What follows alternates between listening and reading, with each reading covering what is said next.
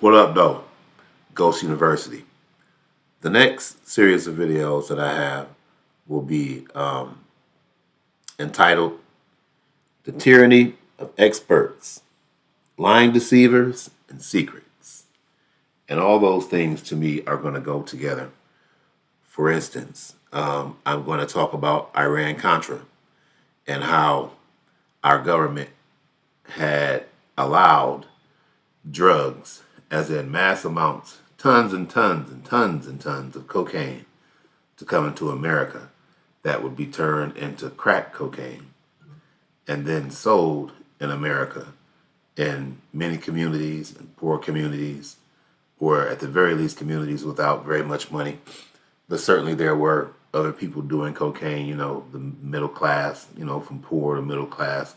And I'm sure some rich people were somewhere smoking cocaine or freebasing or doing whatever their favorite form of cocaine was to do.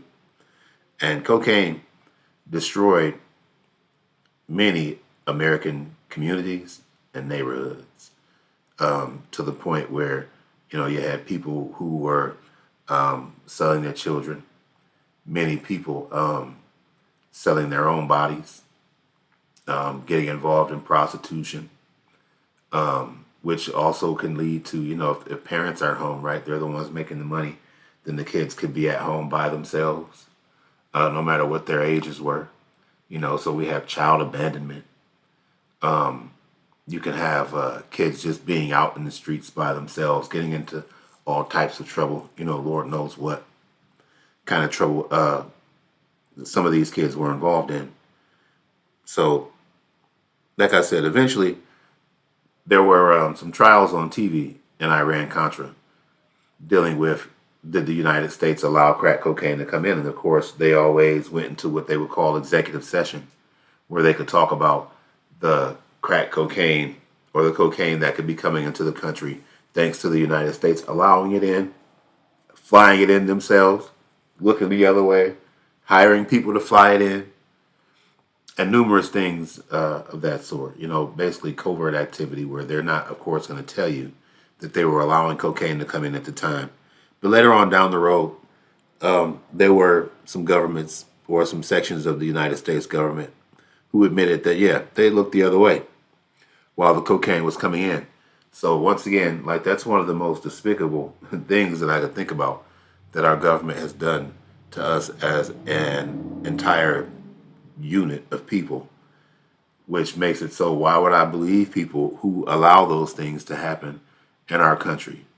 People want to say, well, you're a conspiracy theorist. Well, hey, many people were saying that the government was doing, the government denies it. So then people would say, well, why would they do that? Well, because you have people in the world that are hell-bent on destruction. That's how that happens. Not everybody, but, if you have a government of, let's say, 3 million people, but then you have 10% that will be extremist, as in wanting to bring down the country and or have a secret government, like Oliver North admitted in Iran-Contra. He said, we wanted to have our own secret government, our own black government that nobody knew about, that didn't have to answer to Congress or the president. Okay, which means I'm not really a crazy conspiracy theorist, because people did conspire to do such a thing. And the word conspiracy really comes from conspire, which means to breathe together. It's for people to breathe together a plan. You get it? You're breathing together. You're talking together. You orchestrate a plan and you put it in motion. Okay? That's what conspiracy really means. It's to plan in secret. So I'm just saying people planned in secret to do that. And the proof is there. I don't have to make things up anymore because all the evidence is out there. Another thing that I would like to talk about in this segment about the tyranny of experts, lying deceivers, and secrets is I want to talk about 9/11. And one of the things about 9/11 I'm going to talk about will involve Colin Powell. And Colin Powell was, I believe he was Secretary of State at the time, right after 9/11 happened. And he went in front of the United Nations with this whole big spiel about all the weapons of mass destruction that Iraq had. And Saddam Hussein was in Iraq. and how much destruction those weapons were going to cause, whether they were chemical or biological, and even perhaps some nuclear weapons. I believe that they were at least saying that Iraq was working on. And he went there and he gave, people say, one of the greatest speeches that they've ever heard in favor of war or other countries coming together to help us fight Iraq, because Lord only knows what they're going to end up doing next. And what we found out was pretty much all the information that Colin Powell had was a lie. None of that stuff was correct when it comes to the weapons of mass destruction that Iraq had. The International Atomic Energy Agency went to Iraq before Colin Powell gave his speech, and they didn't find anything. And so there are always two sides to this thing about experts. One group of experts says yes, and the other group says no. The other one group says yes, we should. The other group says no, we shouldn't. Where's the truth? The truth, for the most part, is somewhere in the middle, except when it came down to dealing with Colin Powell and his information. I'm sure some of his information about maybe Iraq's plan for the future could be correct, about who they want to take over, who they want to invade or have war with, the countries Iraq dislikes, or Saddam Hussein dislikes. But the fact of the matter is all the information about WMD, as in weapons of mass destruction, all of that stuff was a lie. So they were lying deceivers. Somebody lied, and it was a secret, I'm sure, that all that stuff was a lie. And they claimed to be experts in their field. So you went to your country's leading experts in spy work and espionage and everything else, and you asked them, what are the weapons that they have? Where are they? What's your proof? And they give you everything they got. Somebody knows all that stuff is a lie. But I'm the crazy conspiracy theorist that believe that people lie and make things up and want the world to be destroyed and want to take over the world. I'm the crazy one, right? But these people lie to me and have lied to me numerous times about things. On 9/11, they claimed that nobody knew that we were going to be attacked. But there are many news reports in many countries around the world that warned us beforehand. They said nobody thought about us being attacked with planes. Nope. They had designs, they had models of like planes crashing into the Pentagon. And they also had a picture of the World Trade Center in crosshairs on like the cover of this magazine. So certainly people had thought about us being attacked. They had what they call presidential daily briefings about America being attacked by bin Laden. So they lied and said we never knew, but we knew days beforehand, weeks beforehand, and months beforehand that was coming. Perhaps not the exact date, but we certainly knew. So again, what does my trust should look? What should my trust look like for these people? And I also have this lady who worked for the Environmental Protection Agency named Cate Jenkins. Cate Jenkins, she has said that the air around the World Trade Center in September of 2001 wasn't safe for people to be walking around and breathing. And she released her documents from the EPA that she worked for to the White House. And the White House doctored her documents. They fixed her documents. They rigged her documents. They changed her documents into saying that the air was safe. It's not the safest, but it's safe. Okay? They made it sound safe enough for people to walk around.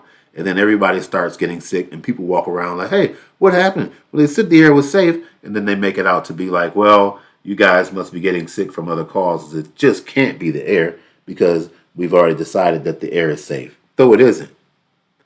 And so they ended up firing Cate Jenkins, and they let her back on eventually.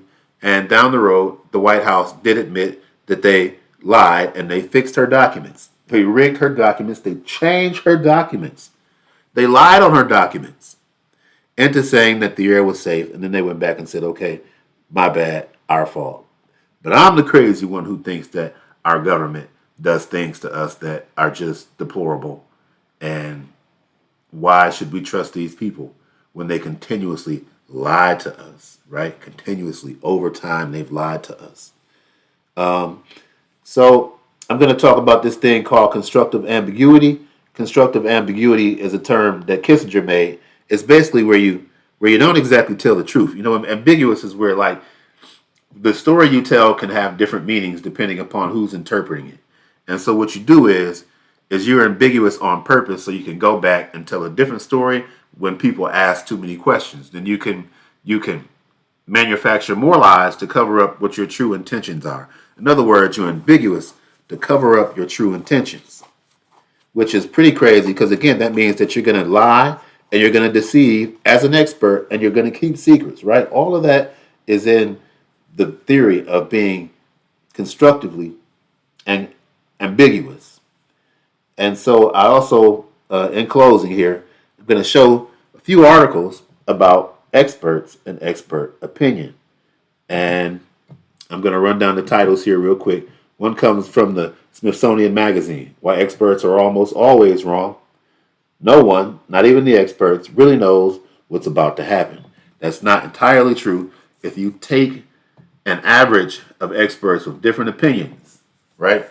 What's the extreme that things could be if we listen to one group of experts, and then what's the least extreme things can be, right? Like what's your best possible outcome and what's your worst outcome?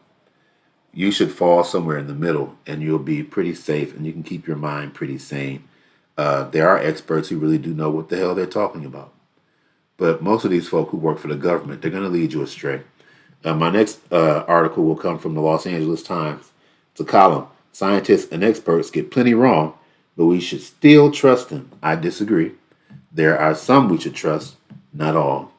Right? That's what that article should say. We should trust some, not all. And the last one here is called Why Experts Always Seem to Get It Wrong. Okay? So one of the things experts say is that when things happen, they use the best science available at the time. But the problem is for the people who get it wrong, there's always going to be somebody on the other side of the fence who got it right. So the extreme experts are normally the ones who get the things most wrong because they're taking it to the extreme, when the truth about what's probably going to happen is somewhere in the middle. And that's why you need an average of experts so we can get that median in there, right? We can get that curve, and somewhere in that curve we'll get what the truth is.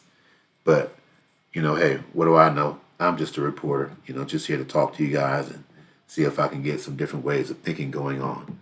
So I'll go back. This is just the intro video. So in my next video, I'll show, some of the things I have from the articles and stuff. Oh, yeah, one last thing. I also have some things about the tyranny of experts, lying deceivers, and secrets will come from some FBI informants who say that sometimes they're told not to tell people the true way in which they feel. So not their true feelings about right and wrong. They don't want them to say the right thing. They want them to say all the wrong things to manipulate people's feelings. You can hear from FBI informants who will tell you that their job pretty much was to lie and make things happen, as in, start a riot, break into places, plant evidence, all sorts of things to make people want to go out and sabotage an event and things like that. If you sabotage an event, like when here in America when we were having the protest about George Floyd, and they had people saying they just found stacks of bricks, like a pallet full of bricks, just sitting there around, and it's like, damn, are we supposed to use these bricks to destroy our neighborhood and this place that we live? And that's certainly what those bricks were there meant to do. What the bricks are meant to do.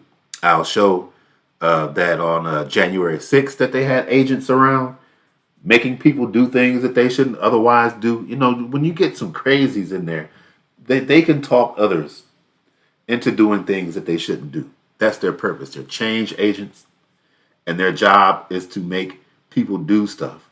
One person starts wilding out, and then somebody else will start, and somebody else will start. And the next thing you know, you got a crowd of people that's out there going crazy, just from a couple yahoos, and then everybody else joins in. But that's what some of these people are out there to do. I'll talk about a little bit of that for January 6th, and I'll also show it in this documentary called United We Fall, where they found change agents in the crowd as well. They were pointed out because they were wearing a particular type of boot. Believe it or not, that's sponsored by the government. So, Enjoy these next few videos that I'll post up about the tyranny of experts, lying deceivers, and secrets. Ghost University.